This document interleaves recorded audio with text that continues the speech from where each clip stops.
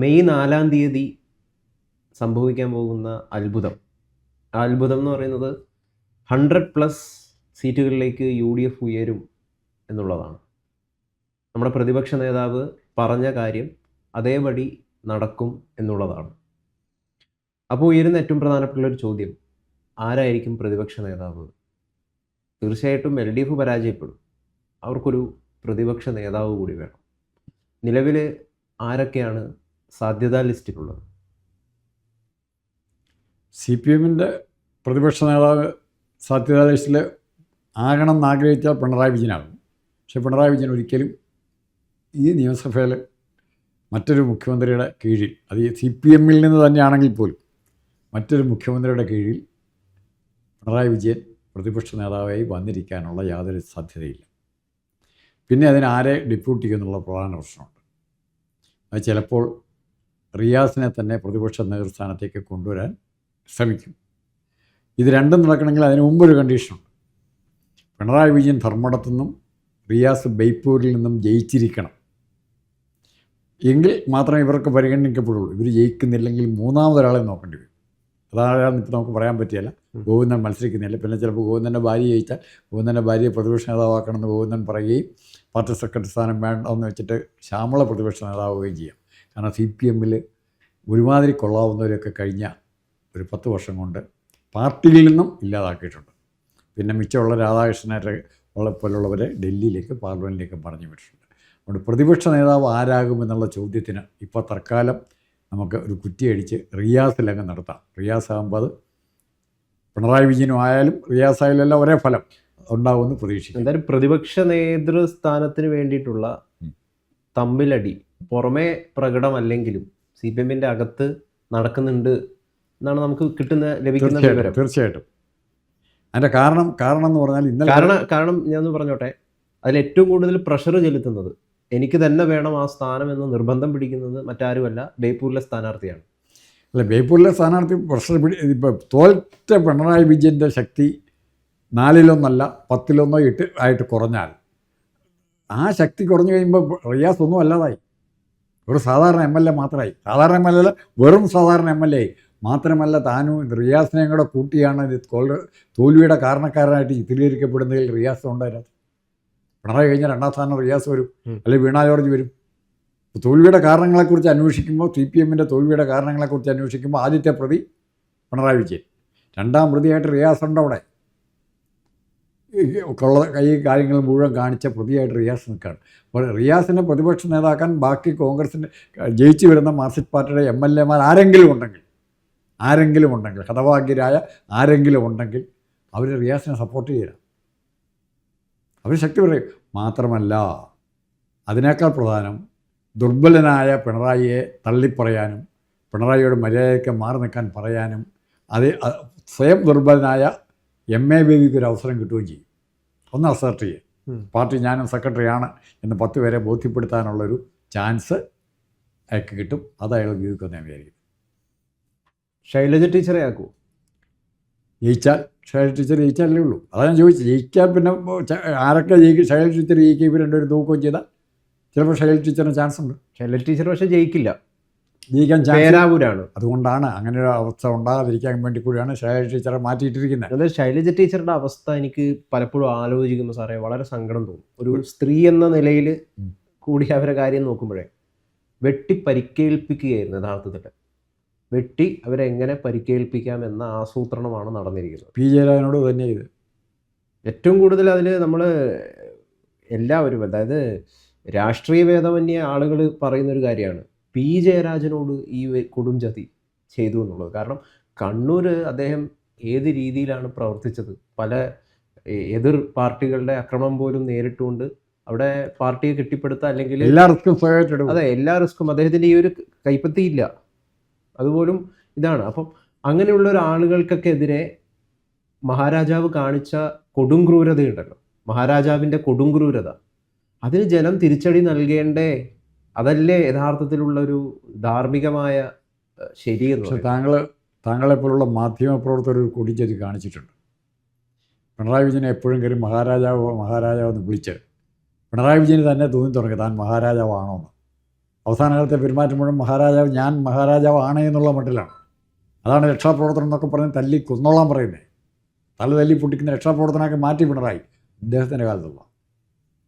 ഇനി നമുക്ക് വേറെ ചർച്ച നമുക്ക് പറയാം, എന്തുകൊണ്ട് ഇത് LDF തോറ്റു എന്ന് 100 കാരണങ്ങൾ വരും. നമുക്കും നമ്മുടേതായ കാരണങ്ങൾ നമുക്ക് പറയാം, മറ്റുള്ളവർ പറയാത്ത വ്യത്യസ്തമായ കാരണങ്ങൾ പറയാം, എല്ലാം ചെയ്യാൻ പറ്റും. അത് CPM-ൻ്റെ ഘടന അനുസരിച്ച് പാർട്ടിയാണ് ഭരണപക്ഷവും പ്രതിപക്ഷവും എല്ലാം പാർട്ടിയാണ്. പാർട്ടി തീരുമാനിക്കുന്നതനുസരിച്ച് കാര്യങ്ങൾ പോകാൻ പറ്റുള്ളൂ. പക്ഷേ അടുത്ത കാലത്ത് പിണറായി വിജയൻ മുഖ്യമന്ത്രിയായ ശേഷം പിന്നീട് കോടിയേരി ബാലകൃഷ്ണൻ്റെ മരണവും കൂടെ കഴിഞ്ഞ പിന്നെ പാർട്ടി എന്ന് പറയുന്നത് പിണറായി വിജയൻ തന്നെയായി. പിണറായി വിജയൻ പറയുന്നതിന് അപ്പുറത്തേക്കൊരു വാക്ക് പോലും പറയാൻ തൻ്റെ ഇടമുള്ള ഒരാൾ പോലും ആ പാർട്ടിയിലില്ല. ആണുങ്ങളുടെ പറഞ്ഞാൽ ഉടനെ തൻ്റെ ഇടമുള്ള എന്ന് പറഞ്ഞാൽ മതി. ആണുങ്ങളെന്ന് പറഞ്ഞ പ്രശ്നം ആണുങ്ങളെ മാത്രം തൻ്റെ ഇടമുള്ളവരെന്ന് പറഞ്ഞാൽ ശരിയായില്ല, വനിതാ വിവേചനമാണെന്നൊക്കെ പറയും. അതിനൊന്നും കൂടിയില്ല. തൻ്റെ ഇടത്തോടെ പിണറായി വിജയൻ്റെ മുഖത്ത് നോക്കി അഭിപ്രായം പറയാൻ ആരെങ്കിലുമൊക്കെ ഉണ്ടായിരുന്നെങ്കിൽ പാർട്ടിക്ക് നീതി വരികയില്ലായിരുന്നു.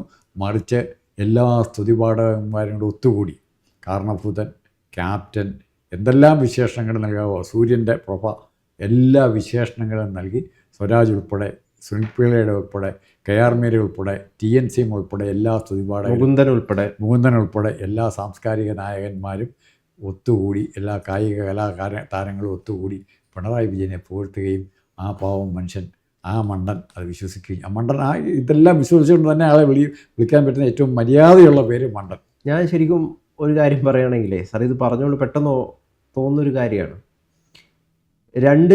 രണ്ട് തരം നെറികെട്ട ആളുകളുണ്ട് നമ്മുടെ സമൂഹത്തിൽ. 2 തരത്തിലുള്ള ആളുകൾ. ഇവർ സമൂഹത്തെ ഉപദ്രവിക്കുന്നു, സമൂഹത്തെ പറ്റിക്കുന്നു, സമൂഹത്തെ വഞ്ചിക്കുന്നു. അതിൽ ഏറ്റവും ആദ്യത്തെ സ്ഥാനത്ത് പെടുത്തേണ്ടത് മാധ്യമപ്രവർത്തകരെയാണ്. രണ്ടാമത്തെ സ്ഥാനത്ത് പെടുത്തേണ്ടത് ഇവിടുത്തെ സാംസ്കാരിക പ്രവർത്തകരെയാണ്. കള്ളം പറഞ്ഞ് ജനങ്ങളെ പറ്റിക്കുക എന്നുള്ളതാണ് എല്ലാ മാധ്യമപ്രവർത്തകരുമല്ല എങ്കിലും കുറേയധികം ആളുകളുടെ പ്രധാന പരിപാടി. ശരിയല്ലേ? അല്ല, ഇതിന് ഉദാഹരണത്തിന് അടുത്ത് കഴിഞ്ഞ രണ്ട് വാർത്തകൾ ഞാൻ പറയാം. ഒന്ന്, MA ബേബി ഡൽഹിയിൽ നോയിഡയിൽ ഒരു കമ്പനിയുടെ സമരത്തിന് 10-15 പേരുടെ സമരത്തിന് പിന്തുണ അർപ്പിച്ചുകൊണ്ട് മനുഷ്യാവകാശ ലംഘനമാണെന്ന് പറഞ്ഞുകൊണ്ട് MA ബേബി ഡൽഹി പോയി കുത്തിയിരിക്കുന്നുണ്ട്. അതിവിടുത്തെ മാധ്യമങ്ങളൊക്കെ ഭയങ്കരമായിട്ട് ഹൈലൈറ്റ് ചെയ്തു. ദേശീയ നേതൃത്വത്തിൽ MA ബേബി മോഡിയെ വെല്ലുവിളിക്കുന്നുള്ള മട്ടിലാണ് ഈ വാർത്തകളൊക്കെ വന്നത്. അപ്പോൾ സാമാന്യ ബുദ്ധിയുള്ള ഏതെങ്കിലും മാധ്യമപ്രവർത്തകർ ചോദിക്കട്ടെ, ഇവിടെ അംഗൻവാടി ടീച്ചർമാരുടെ കാര്യത്തിൽ ഇവിടുത്തെ CPM-ൻ്റെ സമീപനം എന്തായിരുന്നു, ബേബിയുടെ സമീപനം എന്താ? ഏറ്റവും കൂടുതൽ മനുഷ്യാവകാശ ലംഘനം നടന്നിരിക്കുന്നതാണ് ആ സമരം. അവരെ എങ്ങനെയാണ് ട്രീറ്റ് ചെയ്ത്, ഗവൺമെൻറ് ട്രീറ്റ് ചെയ്ത് എങ്ങനെയാണ്? തെരുവിൽ എത്ര ദിവസം അവർ കിടന്നു? ഇതൊന്നും MA ബേബി കണ്ടില്ല. എന്നിട്ട് ഇവൻ അവിടെ പോയിരിക്കുന്നത് എന്തോ ഭയങ്കര വിപ്ലവ സംഭവമാണെന്നും പറഞ്ഞ് വാടിപ്പുകഴ്ത്തുന്ന പത്രപ്രവർത്തനെക്കുറിച്ച് എന്നാ പറയേണ്ടത്? അപ്പോൾ അതാണ് നമ്മുടെ കാഴ്ചപ്പാടിനെ പറ്റുന്ന കുഴപ്പം. സത്യസന്ധമായിട്ട് നിഷ്പക്ഷമായിട്ട് അഭിപ്രായം പറയാൻ ഇവിടെ ആളില്ല. MA ബേബി നമ്മൾ കാണുന്നത് എങ്ങനെയാണ്?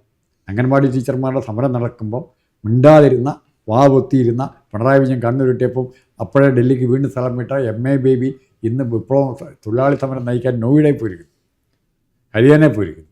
അതാണ് MA ബേബി. അതാണ് പാർട്ടിയുടെ കോർ. സ്മൃതി പരുത്തിക്കാടിന് എന്താ സംഭവിച്ചത്? സതീശൻ്റെ കീപ്പാണ് സ്മൃതി പരുത്തിക്കാട് എന്ന് ഉള്ള ആക്ഷേപം വരെ ഇവർ ഉന്നയിച്ചു. എന്തിനാ?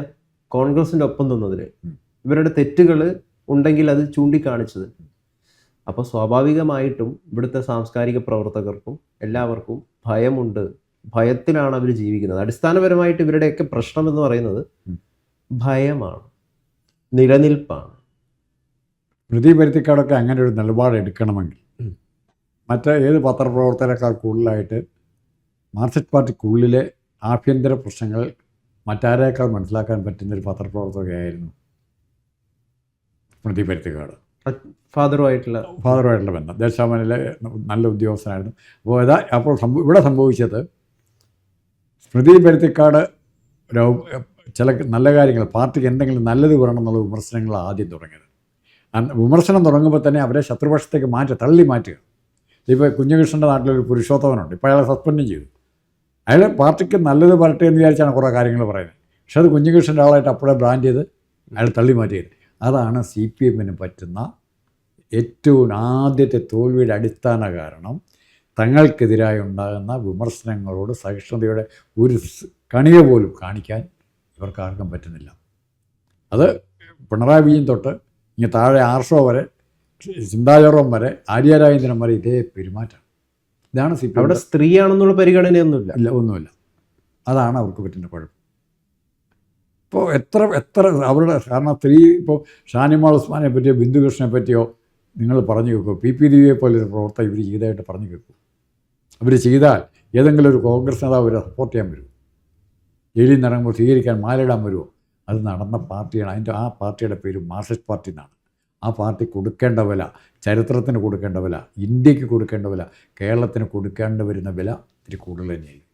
ആ വില കൊടുക്കാൻ 4-ാം തീയതി ആരൊക്കെ ഉണ്ടാകും, ആരൊക്കെ അതിന് തൻ്റെ ഇടത്തോടെ ഞാനാണ് ഉത്തരവാദി എന്ന് പറയാൻ, സതീശൻ പറഞ്ഞാൽ തോറ്റാൽ ഞാനായിരിക്കും ഉത്തരവാദി എന്ന് പറയാൻ മുമ്പേ പറഞ്ഞ പോലെ തൻ്റെ ഇടമുള്ള ഏതെങ്കിലും ഒരുത്തൻ ഇതിലുണ്ടെങ്കിൽ അന്ന് നമുക്ക് CPM-നെ കുറിച്ച് വീണ്ടും സംസാരിക്കാവുന്നതായിരിക്കും. എന്തായാലും സതീശനോ മറ്റ് ഏതെങ്കിലും ഒരു നേതാവോ കേരളത്തിൻ്റെ മുഖ്യമന്ത്രിയായി വരും എന്ന കാര്യത്തിൽ യാതൊരു തരത്തിലുള്ള സംശയമില്ല. അങ്ങനെ വരുമ്പോൾ ആരായിരിക്കും കേരളത്തിൻ്റെ പ്രതിപക്ഷ നേതാവായിട്ട് ഉണ്ടാവുക? അത് മുഹമ്മദ് റിയാസ് ആയിരിക്കുമോ, അതോ ഇപ്പം നിലവിലെ നമ്മുടെ പിണറായി വിജയൻ തന്നെ ആവുമോ പ്രതിപക്ഷ നേതാവ് എന്നുള്ളത് നമ്മൾ കാത്തിരുന്ന് കാണേണ്ട ഒരു കാര്യം തന്നെയാണ്. പക്ഷേ പ്രതിപക്ഷ സ്ഥാനത്തേക്ക് CPM തീർച്ചയായിട്ടും അവരുടെ സീറ്റ് ബുക്ക് ചെയ്തിരിക്കുകയാണ് എന്ന കാര്യത്തിൽ ഒരു സംശയമില്ല. മെയ് 4-ാം തീയതി അത് കൃത്യമായിട്ടും വ്യക്തമായിട്ടും നമുക്ക് മനസ്സിലാകും. എന്തായാലും മുഹമ്മദ് റിയാസിനെ അങ്ങനെയൊന്നും കൈയൊഴിയില്ല. അല്ല, പിണറായി വിജയൻ എനിക്ക് കൈ കൊടുത്ത് ഞാൻ കരയ്ക്ക് നിൽക്കുകയാണ്, താഴെ വെള്ളത്തിൽ മുങ്ങിച്ചാവുകയാണ് റിയാസിനെ എനിക്ക് കൈ പിടിച്ച് മുക്കിയാൽ കൊള്ളാമെന്ന് ആഗ്രഹമുണ്ട്. പക്ഷെ ഞാൻ നിൽക്കുന്ന മണ്ണുകൊണ്ട് ഒലിച്ചു പോയാലോ, ഞാനിവിടെ പുറകോട്ട് മാറിയാൽ അതായിപ്പോൾ CPM സംഭവിക്കില്ല. ഇവിടെ ചിലവർ പറയുന്നത് വെച്ച് കഴിഞ്ഞാൽ റിയാസിന് പല രഹസ്യങ്ങളൊക്കെ അറിയാമെന്നേ. അതുകൊണ്ട് പിണറായി വിജയനെ രക്ഷിക്കാൻ പറ്റാത്ത അവസ്ഥയിലാണെങ്കിൽ അവൻ തീർന്നില്ലേ. രക്ഷിക്കാൻ പിണറായി നോക്കും, അത് സംഭവം ശരിയാണ്. ഇപ്പം നമ്മുടെ ക്രൈം നന്ദകുമാർ സാറിനോട് ചോദിച്ചു കഴിഞ്ഞാൽ ഒത്തിരി കാര്യങ്ങൾ പറയും. റിയാസിന് അറിയാവുന്ന കാര്യങ്ങൾ എന്താണെന്ന് നന്ദകുമാർ സാറിന് അറിയാം. എന്തായാലും ആശംസിക്കുന്നു മുഹമ്മദ് റിയാസ് പ്രതിപക്ഷ നേതാവായിട്ട് ഉയരട്ടെ എന്ന്. നല്ല പ്രതിപക്ഷ നേതാവായി ഉയരട്ടെ മുഹമ്മദ് റിയാസ്. എല്ലാവിധ ആശംസകളും.